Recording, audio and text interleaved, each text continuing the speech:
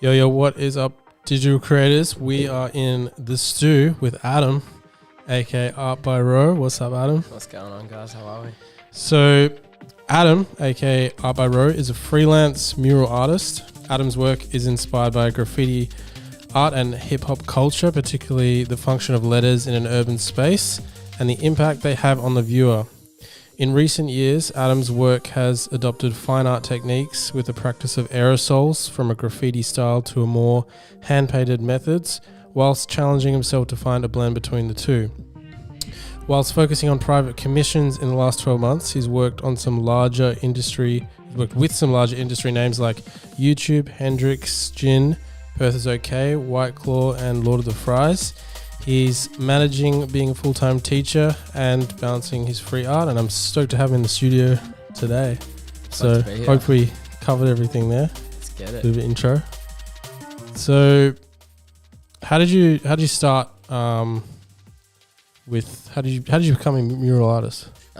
So when I was younger, I lived sort of in the southern suburbs, and there was a lot of abandoned areas. Yeah. I had a few really good mates that were quite good at BMX riding, skating. I was a bit more on the uncoordinated side of things. Yeah. So I sort of got stuck into the subculture of graffiti. Yeah. That sort of kicked off when I was in primary school. Yeah, because even I used to, skate a little bit, and down at the skate park there used to be like, graffiti and like it's just kind of like a place that you see a lot of that, so I can see how that kind of comes into it. Yeah, I think I was just always drawing in that anyway. So I was looking for an outlet with my art, and I didn't have that. Yeah. With like my brothers, families, whatever else, stuck into footy or just sport. So I didn't really have. I was sort of like itching to get an in a certain area, and sort of stumbled upon graffiti and it sort of being something that wasn't so recognised and whatnot. I just wanted something that was my own, so I just grabbed to it, man. Yeah. And just moving to sort of today, what's kind of your kind of day today? Because you're a teacher, but also a freelance mural artist. Yeah, so I'm just coming off the back of a job today. I just finished it this morning. So basically, at the moment, like I paint a lot of murals, and I also teach full time. So I teach Monday to Friday. I set jobs up on like a Wednesday or a Thursday night. And then I have Friday nights off, start a job Saturday morning, work straight through till late Sunday night, Monday back in the classroom. So it's pretty hectic. Yeah, Monday nights. And normally like over summer, it's not too bad. Middle of the year's all right. Leading into summer, man, I'm sometimes working up to Wednesday nights, and I'm super excited for Thursday, Friday at work to just be finishing at 2:40. Damn, yeah, for sure. Yeah. And I saw on your Instagram you recently finished a project. Was it for Scarborough? Yeah, so with Perth is okay. So it's Scarborough Beach is okay. So it was for Perth. So it's for Perth. So it's for Perth is okay. Yep. City of Stirling and Town Team Movement. Shout out to Perth is okay, lads, legends. Yeah. But basically they're doing an activation with community or communities or suburbs, to shed light on that area. Sort of post-COVID, so working with different suburbs to show what's going on in each suburb. This was the first one, so sort of like the pilot program for it. But I think I topped out like 101 hours yesterday, Arvo. Oh, that's since crazy. Last Monday. The wall's something, I don't know, over 30 metres long. And can you tell us a bit about that project you were saying, so to tell what's going on in each suburb? Yeah, so it's to tell, so the idea behind it, so it's the first one. So I've worked in conjunction with Perth is okay. But they're... Oh, sorry. Yeah, you're right. Is it closer? Like talking to it, yeah. Okay. So they're just around sort of shedding light on what's going on in that suburb. Yep. The wall itself sits in a very visually aesthetic spot, sitting right on the beach. So we got really lucky with the first one. Yeah. But there's a QR. I painted my first QR code, man, and you can scan it. Like if you walk up to that thing, that's more exciting. That's sick. I like because it's kind of blending, the modern technology with like the art, which I love that. Yeah, and I'm super interested in going that way. And I've been wanting to try and paint a QR code or even paint a piece that when you look at it through your phone, have you seen those things where they like there's an artist out of Portugal. Augmented reality? Yeah, augmented reality. I'm not there yet. The QR code's a start, but... Dude, that's going to open like a whole like new thing with there's this guy that he painted a T-Nitros out of, I I think he's out of Portugal or Brazil. You scan it, so you look at it through your phone, and the T-Rex actually like Pops moves out. and bites. Yeah, That's sick. yeah, but the painting itself is like wicked. So then he's obviously photoshopped it, had an animator animate it. Somehow there's some scanning thing in the painting. Yeah. So when you put your phone over it, it augments Just any itself. phone camera, or you have to use an app? I don't know. Probably Instagram or something, because I know Instagram. Yeah, they have that built in. It.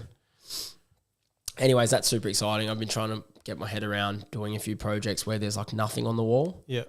And then, like, say, for example, you know, the whole idea of Instagram and you know, posting work, who knows if they've even painted it or whatnot anyways. It would be cool to have a blank wall, and that is the hoax, where you scan that wall and, you know, you could paint like gloss black with matte black. Yeah.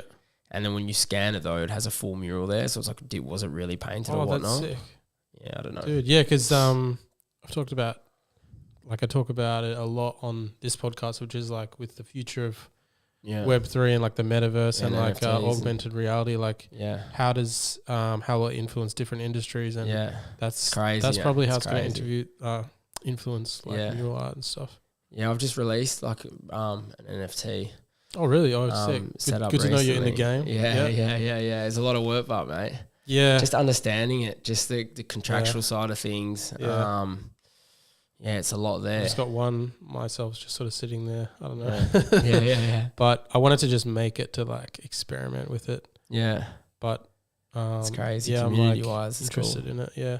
Yeah. Where did you mint yours? Initially to OpenSea, and it was a big mistake. Paying for the mint, obviously. Yeah. To mint the blockchain, but now I work through the Phantom community.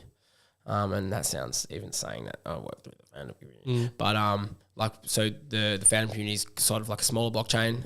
It's sort of art orientated. A lot of the people that are in there, you're either trading Phantom, which is plummeted. So the people that have stayed have been there sort of since the start, and they're crazy accepting. So they sort of just buy and shuffle like art between artists. Yeah. It's kind of nice. Okay, so it's like a trading community. Yeah, well, it kind of doesn't have that same thing that murals have. Like murals for me right now, it's that balance between passion and career. Yep. Trying to find that balance. For NFTs for me, it's not a moneymaker. So I can release exactly what I want to release and talk to other artists that are just genuinely interested in art and the platform. So that's I've really enjoyed it. It's given me a really nice sort of break still within the art realm. And talking and meeting other artists globally, it's been awesome. Yeah. I think it's interesting that like NFTs, you know, you get people who just trade NFTs for money. They don't really care about the art itself. Yeah. So they like take away that sort of passion side to it. Even you get it in the real world with art, like you know, trading art in general. Like some people just doing it for money. So it's cool. It's hard. And man, you know, at the end of the day, we're all doing something for a monetary return. Like you need money, man. I need to survive. For sure. So I'm always trying to do that. I'm always trying to shuffle. I'm always trying to do enough crappy jobs to then allow me to do stupid fun projects or that express myself in the way I want to. Yeah, I think if I can do that, that's the dream. 100%. And I think that's going to be like probably a common theme throughout this podcast, which is like balance as a creative. Because even for me personally, I have my corporate photography work, which gets me money, and then allows me to do my like stuff that I actually want to shoot and create. And maybe one day, like I don't even mind doing the corporate stuff; it's still fun for me. But then, like maybe, you know, as time goes on, I'll move more into like. And it teaches you a lot. Anyway. The corporate side has taught me so many skills. Just working with corporate people and the business side of it has brought that to my art, which I didn't have previously. Yeah. And it sort of learn as you go. Like I'm still learning a lot of that. And now as I'm a lot older and I am starting to work with corporate clients and whatnot, it is so different, but it is actually teaching me to then how do I grow as an artist and the skills that I adopt from working with corporates. And a lot of corporates do come from a creative background too. They've learned that themselves. So if you can learn off them, take away from it, and then go, okay, now how can I adopt some of those practices into my own art and grow? Yeah. It's a dream. Exactly. And we talk about all the time on this podcast, which is like the balance between creativity and also there is a business side to it. You have to have it, man. If you're too much into it for business, then you're gonna lack that creativity. If you like just have that creativity side and you lack the business, you're not gonna like grow and become like a professional in your And some industry. of the best artists I've met are never gonna make it from art. And I don't mean that like maybe their understanding of what it is making, maybe they have already made it. You know, who am I to say you haven't or you have? Yeah. But I mean, from my understanding of being able to, you know, pay for your livelihood, I don't. Some of the best artists I've met, man, they're not going to because they just can't turn it. They just can't. Yeah. And maybe that's not even part of what they want exactly. as an artist. So like they can be like, I've made it because maybe they're working like another job, but they're creating what they want to create. It's amazing. So and look, sometimes that's why I do 2 jobs because it allows me to switch off and have that balance. So like I said, I'm not in a position to comment on anyone else, but I think some of the best artists I've seen don't work hard enough on self-development in other areas to then turn out their art in a certain way, whatever that outlet is, either in their fun perspective or doing cool stuff or corporate. They just don't have that side of it. But. No, 100%. I think that's the same in a lot of creative fields. So tell me about your career as a teacher. So you're teaching high school, and what are you teaching? So I currently teach humanities and social sciences, and I also work in student services. So I'm a year coordinator. I work in like a low socioeconomic high school. So there are a lot of students that need a certain level of need opposed to sort of your median level high school. But it's awesome. Like in sort of a tougher high school, you have really good supportive teachers because you get a lot of young crew coming through. So I've been at the school that I'm at for like 4 years. And basically my role in pastoral care is I work with the year 10 cohort. So it's like 180 students. And just around the programs that we run for them and facilitating them within the classroom and creating and maintaining a safe and positive environment pretty much. Yeah, cool. And then obviously if you've been there for, next year will be my 5th year, you become part of the furniture. Like I've been there. So I started there when my current cohort was in year 7. So I know, and I'm their year coordinator for the last 2 years. So I know all their, their families when I have meetings with them. Yeah. And I think that's what always draws me back there is that connection that you develop within that environment. So you went to school at the place? No, so I started there. I started teaching when they started in year 7. So day one, and it was my first teaching. Like it was my first job role teaching. Yeah. So my first day teaching was their first day in high school. Oh, interesting. A lot of them probably don't know that. But cool. So I just acted like I've been teaching for years. But no, it wasn't. So their first day in high school was also my first day back in high school as a teacher. And now I'm their year coordinator. So. Oh, nice. And what's like the most enjoyable thing about like teaching that role? I think just like when I come out of uni, I never knew I was going to be a teacher. And I went into an office job and it sucked. But did you study? What did you study? I did a legal studies degree. Yep. And at the time, like I was super interested in law, but I just wanted to do the fastest thing to get out of uni so I could keep painting. Yeah. So like my family were like, mate, you pick whatever you want. Go to uni first. We'll leave you alone. Yeah. So I was like, all right, what can I do that I'm still got a level of interest in, and I can get out of there in 3 years and piss off and keep doing murals.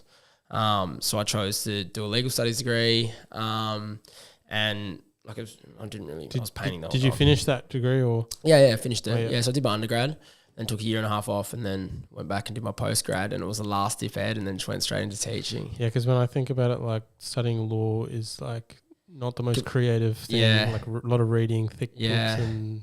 I don't know why I was like, man, to be honest, it was like that or like a commerce degree or business law degree. Everything that was like, I was interested in like vet science and whatnot. When I was younger, I was always like, I want to do something with animals. Mm-hmm. When I looked at the study side of it, I just didn't study enough, man. Yeah. I probably wasn't bright enough either, but I was looking at all that and I was like, no, I'm not doing 4 years. I'm not doing 5 years. But ironically, I ended up doing 4.5 post-grad anyways. Yep. But back to the question, like I think... being a teacher still allows you to be a big student. And I think that's why I get along so well with the kids is I'm able to have a laugh and I enjoy that opposed to sitting in the corporate world behind a desk on Excel spreadsheet, writing some code. Screw that. Yeah, exactly. There's a bit more sort of, I guess, freedom with what you do. Like, if you enjoy interaction with people and stuff, it's like a good sort of field. And how have you found how do you balance working as a teacher and as a freelance mural artist? I think at the start I was quite scared of it. Not scared of it, just talking about like, I'm an artist, like I don't care. Like it was more just because I was always painting for myself. So it was in the last few years, now that I'm painting a lot more and it's become quite public, I've had to be like, okay, my art is in that outlet. I've got to learn to talk about it at work too, because I would just cut it off. Just around the social media side of things, like I have to be very careful what I post. Yeah, I have kids like in class. Like I had a kid in class name drop my Instagram bio when I was telling him off. I thought it was the funniest thing ever. Like I'd do that to my teacher as well if I was in the classroom now and they had Instagram. Do you know what I mean? So I was like, bang on, mate. But that at the start, I was like, oh, you know what I mean? And then I had like a photo of my Instagram post or something like printed out and put everywhere, and I had the photo of me and what do they think of it? Like the art side now they love. I think at the start, I think and man, self-humility as well. Like I think if you just take it head on and you're like, yep, this is what I do, this is what it is, and you have a laugh about certain things anyways, then it just takes that away, and then they're like, all right, you know what I mean? If people see you're going to buy it, they get a reaction, just go for it. But now I'm like, yep, I am. I do public art, or I do this, I do that, but it's not the public art side of things that I was worried about. It was more just the stigma of. No, if you're having a beer with your mates, man, you put it on your story. Yeah. True. And then you get the car. You get class on Monday. Yeah, I think that's just with any teacher. Hey, like social media. And it was that side of things. It wasn't so much the art thing. Like, I'm obviously proud of what I'm doing, with whatever, but it was more just like I went in recently and I put up. I was working painting live. I wasn't even having a blowout. Like I had a couple glasses of red. And I had kids be like, yeah, Sir went out on the weekend. Sir had a ripper. Sir had a big one. Like, what was going, you know what I mean? And I was like, what do you mean? Like, because they would normally go in, they'd say, how was your weekend? And I'd say, yeah, really quiet. I could have had a massive one, but I would say, yeah, really quiet. Just doing some marking. But now I go in and like my year 10s, because I've worked with them so long, clap me in, you know what I mean? Like, oh, Sir had a massive one this weekend. That's pretty funny. And then I'm like, what are you talking about? They're like, yeah, we saw you were busy. I'm like, what the hell? So yeah, but once you take that on and you know that's coming, it changes it.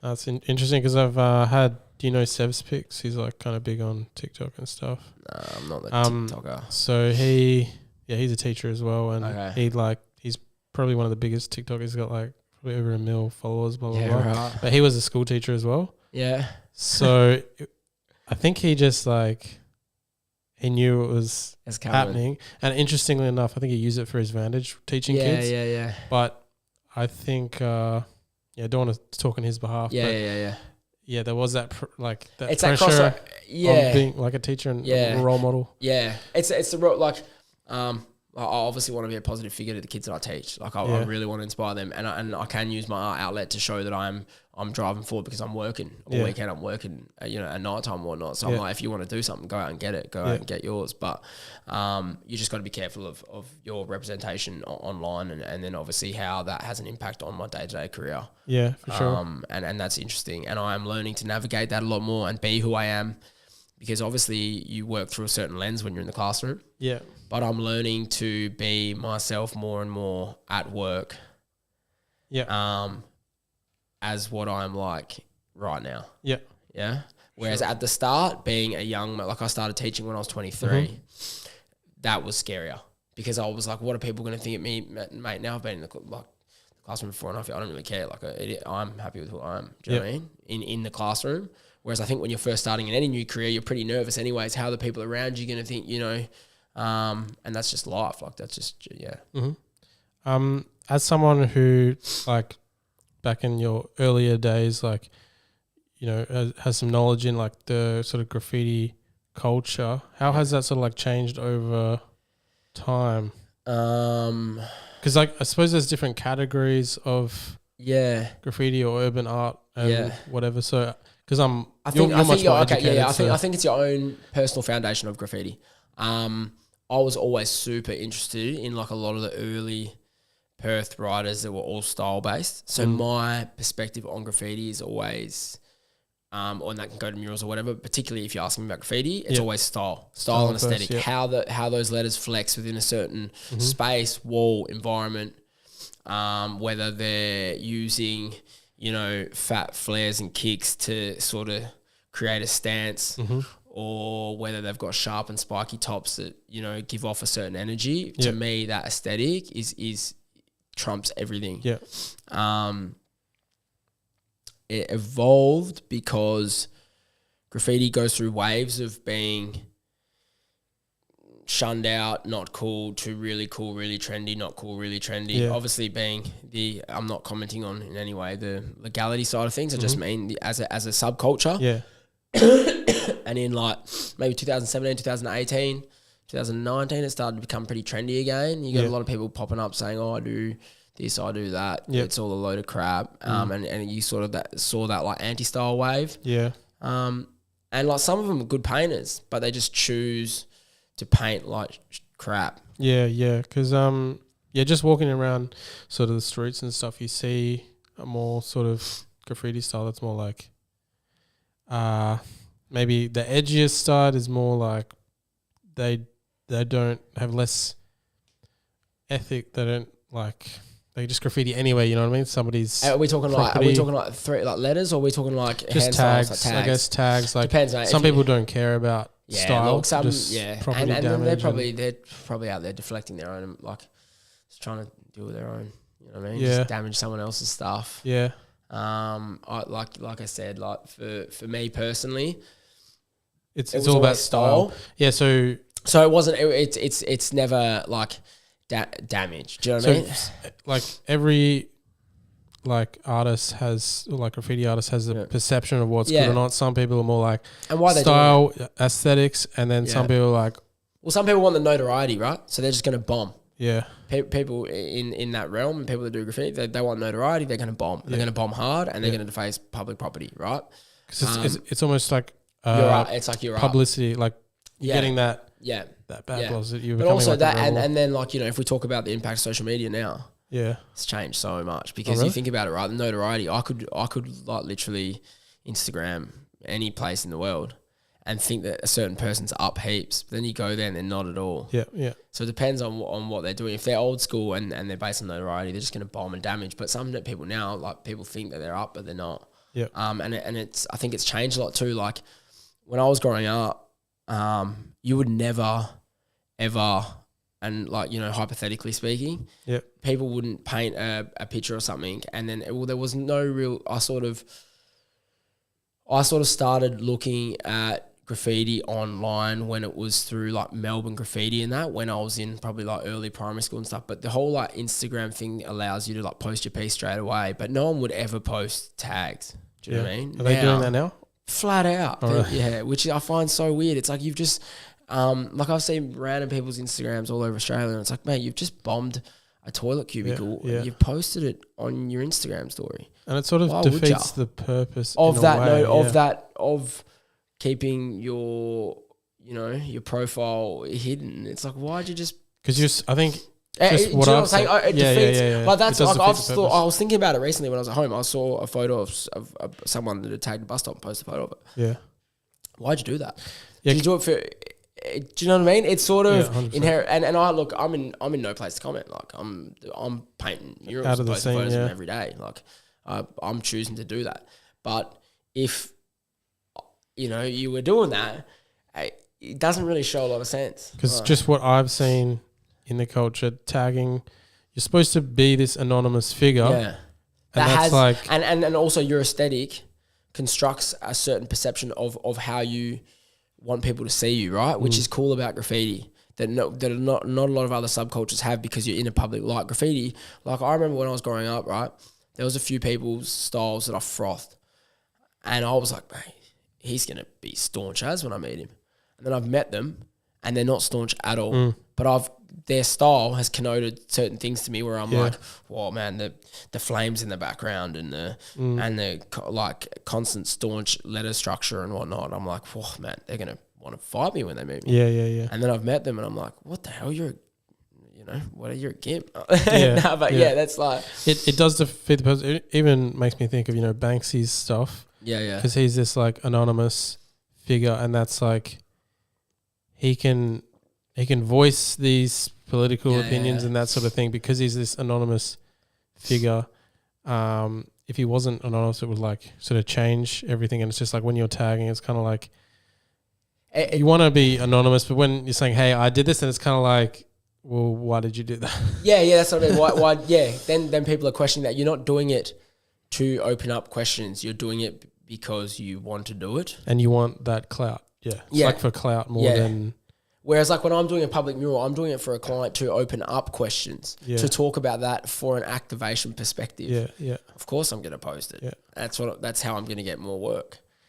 You're not going to go tag a bus stop and someone's going to say, whoa, that's sick, come tag my bus stop down the road. Or the council's not going to give you a buzz and say, hey, mate, we love those staunch meth-looking tags you did on our bus stop. You want to come and tag every bus stop we have in the community? Yeah. So I don't know. I think outlet-wise, it gets a bit skewed, but hey, who's the judge? And with your murals, how much creative expression do you have with projects? Like I try and always, like I go through phases, like I'll work for commercial clients. Some of them respect it and give me a fair bit of freedom. A bit of freedom. And then some are like, nah, this is it. But if they're going to come to me straight away and I say, hey, what's the wall, what's the size and what do you want? If they have a completely prescribed thing, I'm charging quite heavily on that because if I'm not a printer, like I'm not, you know what I mean? And you lose that, and then that's where that balance comes in. Whereas like if you come to me... It's almost like that's why you do it, for that little... For that sort of bit of creativity. Like I didn't get it, So I go through like phases, like I'll paint for, 6 to 12 months, hard out around sort of corporate commercial work or whatever. And then every like month I'll go through a phase where I'm like, all right, these next few weeks, like I'm not doing anything for corporate or commercial client, whatever. I'm just going to do canvases, or I'm going to go paint a wall, or I'm going to go make a few NFTs, or I'm going to do something that's solely around my freedom of expression, what I want to paint. Yeah. And I always write those ideas down in my phone every morning. Like if I'm driving to work and I come up with an idea and I'm like, man, I want to paint that, write it in my phone. And then when I get a day or two, I just bang it out. Yeah. And then I feel better. And that allows me to have that balance. But look, I made the choice to do both because it's going to be those jobs and that networking and that clientele, which is then going to allow me to do a lot of my funner stuff. How did you get like in contact or that work with? Because YouTube is like huge. Yeah. YouTube's one. Like, can you tell us about that project? Like I'd always, so like long story short, when I started painting, Freo didn't have sort of an oversaturated market for murals, so I started painting murals flat out. Like I drive around in my car, door knock. I was painting a lot of free murals. And then fast forward sort of 5-10 years, when you Google Freo mural art, I didn't know this, but some dude from Wollongong called me, who was a marketing company, and was like, hey mate, look, we've got this client, like they want to do a wall in Freo. I was like, oh yeah, sick. And I was like in my classroom teaching my 11s or something. Yeah. So I was like trying to make, I was like, hey mate, like, and he was like, yeah, look, it's YouTube. I was like, yeah, no, it's cool, mate. Yeah, I take jobs like that all the time. Like, yeah. So then he sort of started feeding me that work, that Habitat Media, which is a pretty cool crew. Yeah.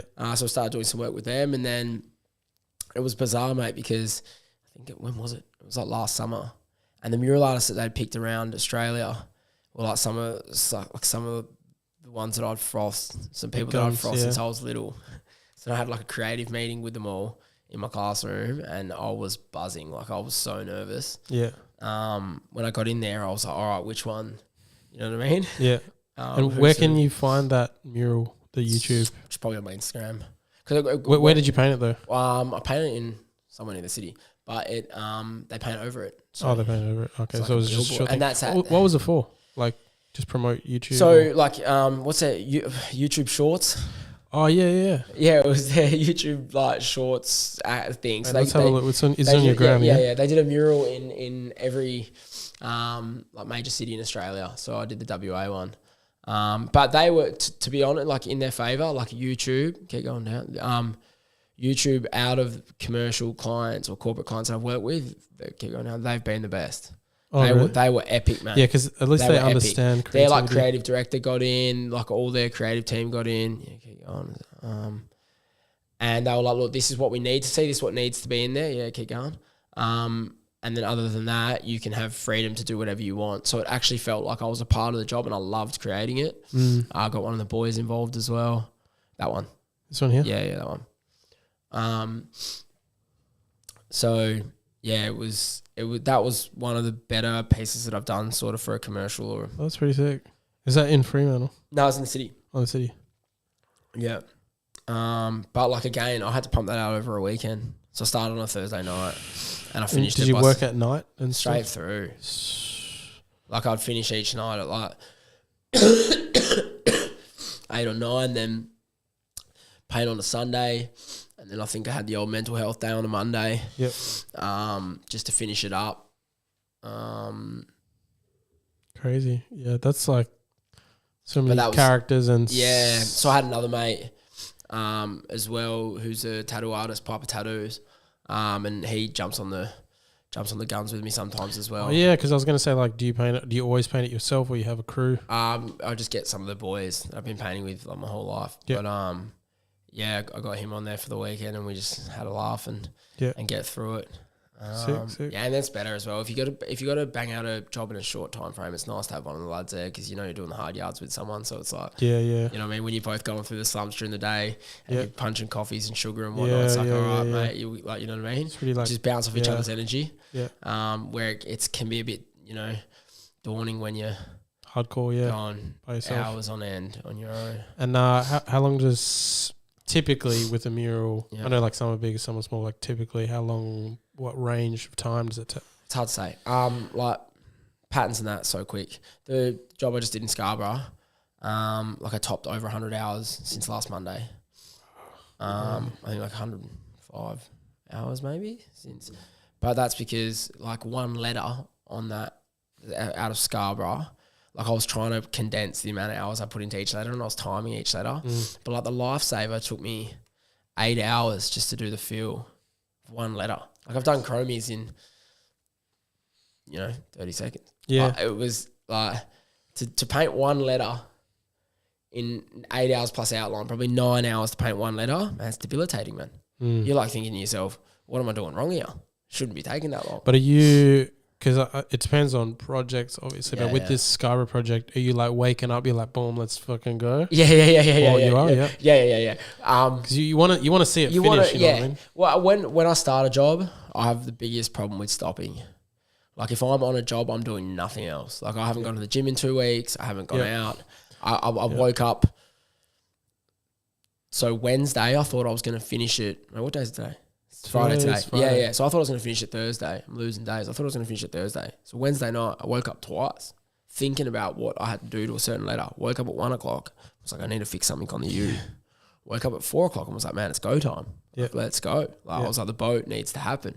And then I was like, man, I just got to go back to sleep. Yeah. So when I struggle to switch off just because I hold myself, I just want to see it done. I want to see it to our standard too. So I'll take photos of it, go home, lay in bed, look at the photo, write down things that need to be done the following day, every day. Yeah. And I hold myself to it. And I'm like, because I want to see it perfect. Yeah. That's, I think with a lot of creatives, like that's the sort of creative passion. Like same with me. If there's a project I want to do, literally nothing will stop me from complaining because like you want to step back and see your work and just be like, boom, I did that. Yeah, like today, completely relaxed. I'll sleep like a baby tonight. I ate that much KFC last night because I was like, I deserve this, and then just passed out. But then that itch is like itched for a week and a half. I'll be in the classroom for a week and I'll be like, all right, who's got a project? Let's go. Yeah. And that's sort of the cycle. And on to the next one sort of thing. Yeah. And you're mentioning like you did a bit of traveling. Yeah, and sort of as an observer of like graffiti and mural culture, like what are like the different scenes like around the world? Like how does how does it different from here? A lot of people, when you say you do graffiti or street art or whatever you want to frame that, obviously being two different things. But I think it's quite nice going to a place that isn't saturated with murals or doesn't have tags or whatever, because then a lot more people want to know about it and a lot more people are a lot more inviting for you to paint. Like Southeast Asia, Vietnam, I went there for a month. Sick. And I was painting like 3 or 4 times a day.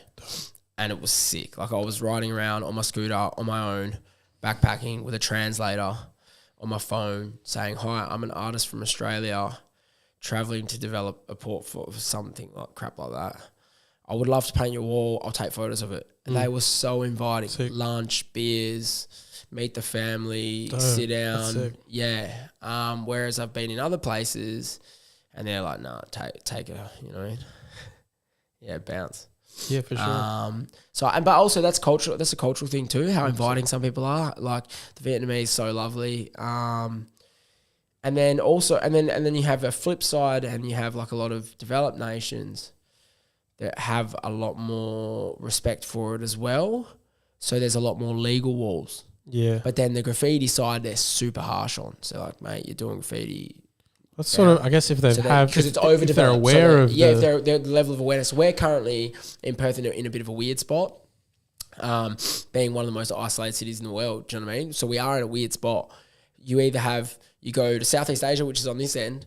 They don't even know what graffiti is. So you can paint wherever you want. Yeah. Or you can go to Paris, one of the most, developed places, and there's that many legal walls. You can go painting every day. But if you do graffiti there, you're probably going to end up in the tin for a couple of nights. And we sit sort of in the middle. So we have a few legal projects now. We have a few legal walls. What are examples of places or legal So we have like the Phase project. I always got to give them a good rap. Dan and Daz. So they've been doing that since I was little, and that's at like Leeming Skate Park. That's how I got into painting aerosol. So they run Phase, and that goes from like October to December. You can go there. They give you subway. They give you paint. They've got a massive background, and Lorenzo as well. Sorry, they've got a massive background in street art, murals, graffiti, whatever else, and you just paint for the day. And then we also have like HQ, Leaderville HQ. Yep. Yeah, ran by Nelson, legend. And he runs that, and same thing. You rock up there, paint. You can message him. You can register, paint. Cool. We have two walls in Freo now. It's like when I started painting, like that didn't really happen. Exist. Yeah, so you were painting abandoned buildings. Yep. Like you would just always go and paint abandoned buildings or a train tunnel under them, or man, houses that were getting leveled. Like they were epic. Like if you get a house that was getting leveled, you can normally speak to someone that, most of your European market gardeners and whatnot that were leveling an old house, find out who the owner is, someone's uncle in the suburbs, and then they'll let you paint it for 6 months and just get bowled over. Yeah, I think it's really positive with the introduction of these like sort of safe spaces and community-driven projects to allow people to paint. As long as there's that respect side of it and that comes with that, because you don't really learn that on a legal wall. I don't know, it's a tough one. What do you mean, like just learning about the ethics of it for yourself, or? Depend on like the movement side of things. Like if you paint a legal wall, it doesn't come with the you're never gonna understand the culture, or you're not gonna have a great understanding of it. I was like sort of lucky in a sense. You know what I mean? Like you learn a lot off the people around you that were painting. But if you're painting a legal wall, you can go there at any time. So you're going to be probably painting on your own. Whereas when you're younger, if you go through a different outlet, you're only going painting if people are going to take you painting. You're only going to get shown a spot, or someone's going to say, hey, like, would you like to be a part of this once they know that you can paint or once? Yeah. So it's quite different. Whereas like if you're, and I'm not saying it's really great, but if you're painting a legal wall, you want to be painting it flat out. So you're meeting the people that are painting that wall, and then you develop your own sort of, crew, your niche. You meet those people, you bounce off each other, and you learn. You learn everything you can from them like a sponge. Yeah. Otherwise, you're rocking up there with your mum, yeah, which I've probably done in the past too. Yeah, mum comes with me everywhere, but you're probably rocking up in the and just painting with your mum and leaving, never meeting anyone, never knowing crap. Yeah. You're painting over whoever. There's no get that experience. There's no buy-in around that community side. Yeah, and a big part of whatever sort of creative outlet you're in is that community side. So where are places that's maybe legal or more relaxed that aren't these community-driven places? Like, for example, the skate park. Like, I used to be down at the skate park, and some people like do little pieces and that sort of thing. Are there any places that you can legally do it or not really? Not really. Nah. Powerhouse is one that everyone goes to, but dude, that's screwed. Like, screwed, mate. Like, it's literally screwed.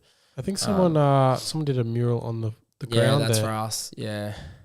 So what Can you tell us about that? Yeah, so like in Star Wars scheme at the start when they're interviewing him and his mum in his house around why he does graffiti, he says, I don't care. He says something along the lines of, I don't care what people think of me. At the end of the day, this is for us. It's not for you. So that mural says this is for us, acknowledging that spot or that subculture, it's for us and not for other people. Which at the time I was like, well, that's a sick project. I had a bit of a hand in donating some like buff paint and whatnot, and I thought it was awesome. But then all the news and media and whatnot that it got around it screwed one of the best spots up. Because you could like literally go there, take a barbecue, bring your car in, bring your dog, go for a swim halfway through, paint all day. And I'm talking like there was like security coming through and everything, and they were everyone was happy with it. Everyone in the community was happy with it. And I think everyone that was involved in that This Is For Us sort of project, had the right intentions, but it sort of backfired a bit. Ironically, it wasn't for us at all. It ended up all over the news. But like, you know, shout outs to the crew that did it, and that, like I said, I loved it. Like I thought it was cool. At the end of the day, you don't know. Sometimes you just got to go for it, which what everyone involved did, and everyone that was involved in it, ironically, were the boys that would paint it and that from around Freo and that anyway. So I just thought, you know, mix it up, paint something on the floor, let's get around it. But it backfired a bit. But I think over time the powerhouse has gone like that for years because it is such a big spot for that. Like give it 12 months, people will be painting it again. Yeah, it's interesting, these like different spaces, and like going back to the sort of the different cultures. I think in the more maybe the lowest socio-economic countries or places where it's more like relaxed, you do see a lot more freedom of creativity and that sort of thing. And then with and population size too. So you know what I mean? There's a lot more population than that you see. And like you said, the lower socioeconomic thing, they don't have the capacity to sort of keep up with the buff. So it just sort of gets worse and worse and it sort of degrades, which looks quite cool in some areas. But yeah, it doesn't work when you do keep up with the buff and then you have certain areas that are thrashed out. What is a like heaven spot? Because I've seen in the graffiti landscape. It's like a rooftop. Like a rooftop? Yeah, or like like in LA, they paint a lot of billboards and whatnot. So there's a guy like a soda. I think it's a soda but there's like a heaven spot's like the dream spot. It's like the heaven spot. We have like in my time, I haven't seen like too many amazing. Like the first time, for example, one of the first times I went to Melbourne, and I was out on a painting trip with some of the boys and whatnot. Like on the water above one of the skyscrapers, on a billboard, there was a Nost piece. And now if you don't know who Nost is, mate, he's off his head. But we all like having a beer and turned around and saw this Nost piece, and we were like, man, that's it. That's the heaven spot. Yeah. We were like blown away. Like we looked at it for like 2 or 3 nights. Like each night in awe, just because of where it was in the CBD, looking over like South Bank. It was just crazy. It's crazy. And I think that's that thing as well outlook is what you're going for. Yeah. Some people just like literally go for that. But I mean, even someone who's not in the scene or just an everyday person, like sometimes I go for a drive and I see a piece up there, I'm just like, yeah, it's epic. That's you got to risk your life for that sort of thing, and that's, I guess, it's interesting. Yeah, just not condoning the not condoning it in any way, but man, to put that level of effort in for nothing, you're not getting anything. That's that's so different currently to what we're doing in the creative space around working for clients. Yeah. You've just gone out of your way to risk everything for nothing, solely for the gratitude that you have in your own practice in yourself. I admire that. Not condoning the illegal side of it, but I admire someone that is able to can be completely selfish to everything else, because, you know, if you face charges, you lose everything on that. But what's the work like that you value, so like your drive and your passion? I think that's so admirable in a way. Like I can't do that. Yeah, I think it's almost like, I don't know what the word is, but I'd say like maybe anti-art. Like even art that is like destructive. It's still like it has an awe about it.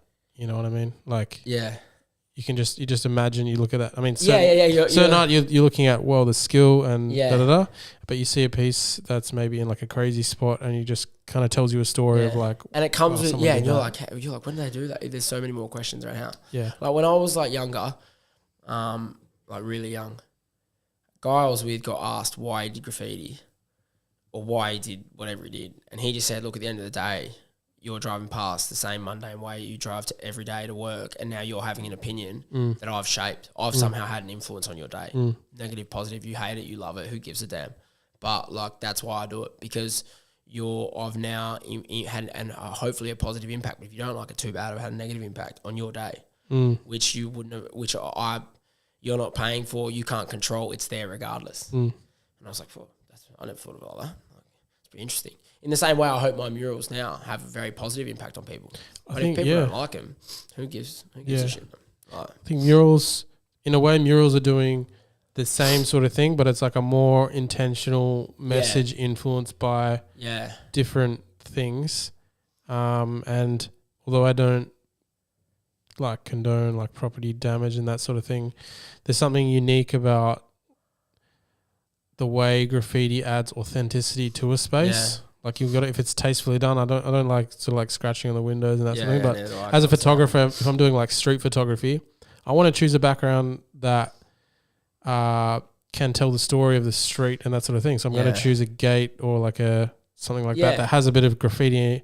And that's what's so weird is so many people, right, in the corporate realm will say, nah, I hate graffiti, I hate this, I hate that. Right, then they do a new fit out for their new bar. And they're like, man, we want drip tags all down the toilets. We want colourful drip tags. And then they go print it out. Like, why do you want it? Why do you want it? Because it's genuine. There's a genuine level of passion in that and what that gives off. And like, again, not condoning it, but obviously there's a certain value in it, because why is everyone that's opening a bar or whatnot currently like, oh, I want a street art piece in there on that door? Yeah. Which is interesting. So what's the solution to society wanting to have authenticity of a urban space and mitigating property damage and that sort of like just graffiti more culture? What do you think? Just more of it. People get more of an understanding, more of an awareness. So like awareness, education, and maybe if there are increased legal spaces. Yeah. Because you were saying the legal spaces don't offer that cultural I think element. Also if you're genuinely interested in learning how to paint, don't just learn how to paint, learn about the history of it. Yeah. If you genuinely are just, you're like again, comes back to motive. Why are you doing it? Are you just doing it for money? Are you doing it for that outlet? Then if you are, probably don't do it. Or clout. Or clout. Like I'm lucky enough now that like my work is having a positive response and it is starting to grow, but it never came from that. I genuinely wanted to learn the fundamentals of painting, of letter structure, of colour, how it works together, style, stance, everything. I spent so long and I'm still so interested in it when I have the time. Yeah. And I think with that history comes that genuity and around that. Whereas if you just learn how to paint for the outlet, you're never going to get it. Yeah. Because you're just going to be like, oh, because I've even seen now, like so many of those apps and that teach you how to paint a mural. I'm like, what? So don't get me wrong. Learn it from an app. Yeah. Don't get me wrong. Like I support that, but I've been painting with aerosol for like 12 years. It's like, mate, if I just had an app and I was sitting at home, I'd just get that app and start painting portraits, no dramas. Yeah. So I think like there needs, and don't get me wrong, if you do that and it works for you, awesome, killer. But then don't go flexing, I have this or I do this or I do that, if that makes sense. Yeah. Also, I guess like, I think a lot of people just start just scribbling in like scrapbooks as like maybe in your school, and you just like even start with like paper and like learn to make it nice first. Yeah, I started painting with aerosol in like 2009. Now I have sketches at home from when I was in year 6 and year 7, like full sketchbooks from then. So that's, like 2005, 2006, where I was like 8 or 9 years old. And I like literally, and I like found them recently and was like, well, I was a gun. I was far. What happened? But no, I literally like saw him and was just like, far out. Like, I'm glad now I'm getting paid to do this. Yeah. Do you know what I mean? Because otherwise, but yeah, I don't know. It's just, like I said, you just want to be educated in it for whatever it is. In the same way, like I was thinking about it the other day, and like I get asked a lot around the mural thing, and then how people come from art school and whatnot, and then what's their viability in painting murals or in the graffiti scene or whatnot. But like they are correlate as much. Yeah, but they're so educated in fine arts. Like I sometimes wish I had that level of knowledge too, and I can learn something off them. So I love working with mural artists that come from a background of fine arts, but they're educated in a field, right? They're like technique based, and their understanding of fine art history is incredible. So they've got a level of awareness in that field that they're bringing to the table. Like, and that's where that mural thing, where probably 5-10 years ago I wasn't working with people from that background. Yeah. So if you're coming in, I feel like there should be some chronology in your learning curve. Yep. Not saying, just, of course, if you're jumping in, whatever your aspect is, if it's graffiti, fine arts, whatever else, just know what's going on. Yeah. Sure. Just so then you have an understanding and you can bring something to it, man. Because when then you can know what you're saying with your art, even more like colors or symbolism or and I'm trying to, and that's typography. Yeah. I think that's where now, like, I find myself with my style, and that's like last 3 years, like I've been trying to teach myself realism from watching YouTube videos and whatnot. Probably coming on pretty well. The faces and stuff is like, thank you. Good. Like I was even gonna jump in and check out the. But like I like over COVID, like I started teaching myself oil painting for about 4 days. Is that the tiger? Oh, that's all aerosol anyways. But that's like so that's like blending just out of black. Grayscale's a lot easier to once you get color, that'll be pretty difficult. Yeah, but just learning that, man, like that's what I've been trying to learn, because it brings a whole nother aspect to the table if I'm able to construct letters and whatnot, and then throw in some realism, like figurative elements. And the artists that do it proper is crazy. So, I've been trying to teach myself those sort of fine art techniques and the application of those with aerosol. And that sort of stems from trying to learn how to oil paint or paint with acrylics with retarder in it and stuff. Yeah, for sure. Yeah, it's good fun. And was there any tension sort of coming out of the more graffiti side of things to being, a muralist? Like, I guess in the graffiti mural art culture, is there like, do people in that graffiti scene see like it as a bad, like maybe put 100%. You down, or like see you as selling out if you become a muralist? Nah, like you lose respect. Who gives a shit what anyone else is like? Who cares? You do it for yourself, so it doesn't really bother me. But normally, I think proper people that paint and whatnot respect your drive anyways.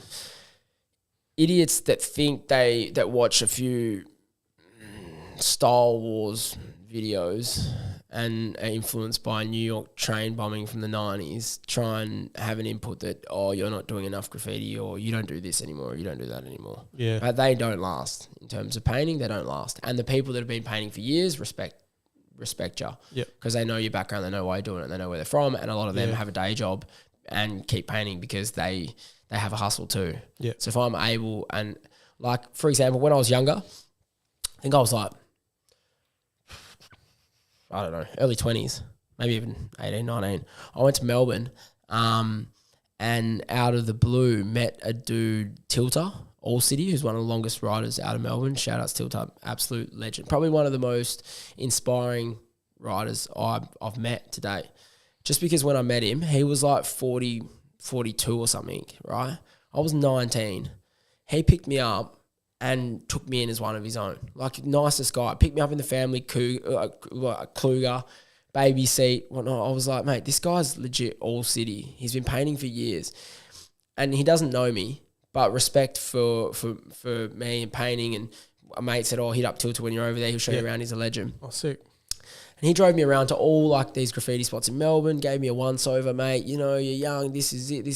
And then he just said to me, I said, like, how much you paint and whatnot. He said, Ads, at the end of the day, I've got a family and that now, but if as long as I'm painting, whether it's a canvas in my garage or, you know, a wall in the backyard or whatnot, I don't give a shit what other people are thinking of me. And at the time, I had that perspective that was different to his, because I just wanted to see people that were painting and that were up and that were doing trendy stuff and whatever. And I was like, man, you're like, you shouldn't be saying that. You're one of the most up like ever. But I still think about it all the time. Yeah. And now, a lot of the time, I'm painting for days on end. Like I've just done 100 hours on a job this week. Yeah. And I'm thinking in my head, bloody Tilter was right, mate. Tilter's the man. Yeah. Because he said to me then, he was like, I'm still able to paint. I'm 27 and now working in the public sector. I can tell everyone that I paint and I'm a mural artist. Yeah. And I can only do that because I made the decision in myself to stop worrying about what other idiots are saying to me on their opinion on what graffiti is or what's this, who gives a shit. Yeah. And I became so focused on how am I going to keep painting? Every day when I wake up, how am I going to be able to create something killer at the end of the week? Yep. And that's why I went that route. Yeah. And for anyone listening, maybe they could be like kids in the graffiti street art scene, or like maybe just someone who loves to paint and wants to learn how to do murals and like become a freelance muralist. What sort of advice would you give them to like be able to achieve that goal? Like longevity. Like everyone, just work out a way that you can sort of paint and continuously paint. Don't be a hero, because if you want to keep painting, like sometimes I think people get too caught up in when everyone starts painting, it's like who can do the coolest thing, or who can get up, or who can be an idiot. Someone's going to get hurt, someone's going to get locked up, someone's going to, you know what I mean? Obviously have a certain level of fun, but just keep painting. Just work, Just keep working on your craft. Keep working on it. Take it slow. I reckon take it slow. For sure. Yeah.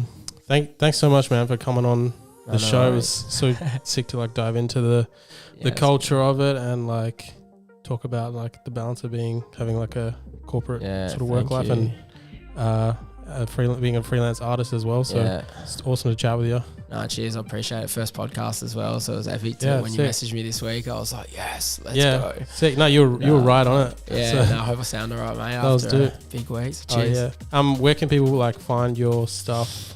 Everyone that's looked at my website lately has been like, it sucks, mate. Do something about it. So don't go on my website, all right? Just my Instagram. And my email is through my website. So if you've got any inquiries, hit us up.